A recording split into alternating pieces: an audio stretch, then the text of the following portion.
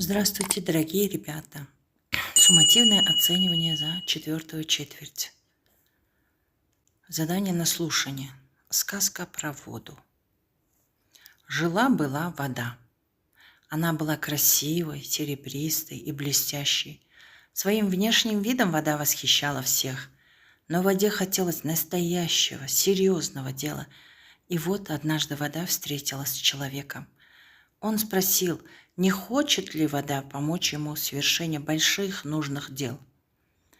Первым делом человек построил плотину, а рядом с плотиной мельницу, и падающая вода стала крутить жернова, которые перемалывали зерно в муку.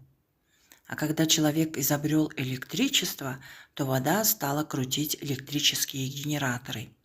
Электричество сделало жизнь человека проще и лучше. Вода стала использоваться повсюду – в быту, в промышленности, в сельском хозяйстве, медицине. Жила-была вода. Своей чистотой и прозрачностью она восхищала многих. А главное, что его величество труд вода за самого главного властелина почитала. Первый вопрос. Главным героем сказки является вода. Ребята, все правильные ответы подчеркнуты. Балалар, мына сұрақтардың дұрыс жауаптары асты сызылған жауаптар. Чего хотелось в воде? Б. Настоящего дела. Третье. Соотнеси порядок добрых дел воды. А. 2, А. 2, Б. 1. То есть первое дело стало крутить жернова мельницей. Второе дело, вода стала крутить электрические генераторы. Кого вода почитала за самого главного властелина? Б. Труда. Задание на говорение. Ответь на вопросы по прослушанному тексту. Какие большие дела сделала вода? Первым делом человек построил плотину, а рядом с плотиной мельницу.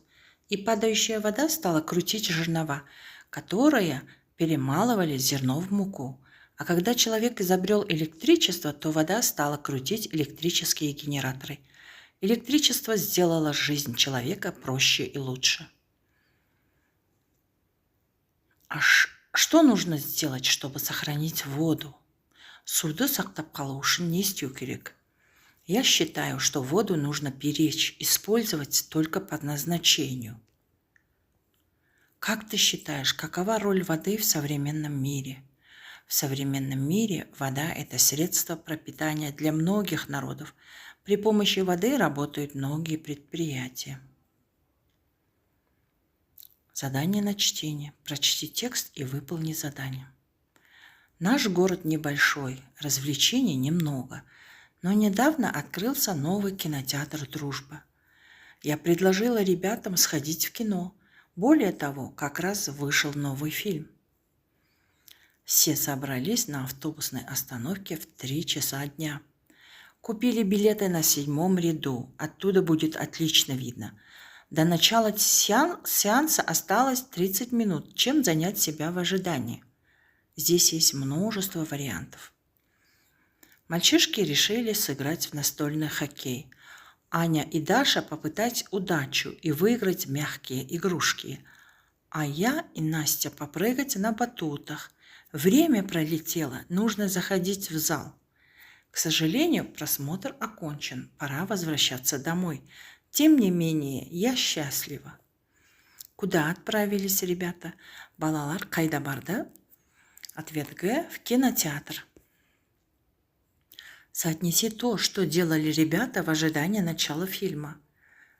Фильмнің басталуын күтіп тұрғанда балалар не істеді? Ответы. А. 1. Настя и я попрыгали на батутах. Мальчики сыграли в настольный хоккей. Аня и Даша выиграли мягкие игрушки. Составь один вопрос по прочитанному тексту. В каком ряду купили билеты дети? Задание на письмо. Составь рассказ из 4-5 предложений по теме «Мой самый любимый праздник». Менің ең сүйікті мейрамым, мерекем деген тақырыпта 4-5 сөйлем жазу керек. Наша семья, я люблю, любимое блюдо деген сөз тіркестерін қолданып, сөйлемді сөз тіркестерін. Например, наша семья любит праздники. Мой любимый праздник – день рождения. Я люблю этот день, потому что с раннего утра меня все поздравляют, дарят подарки. Мама готовит мое любимое блюдо. Вот, ребята, значит, задание по 4 навыкам. До свидания, ребята. Удачи вам.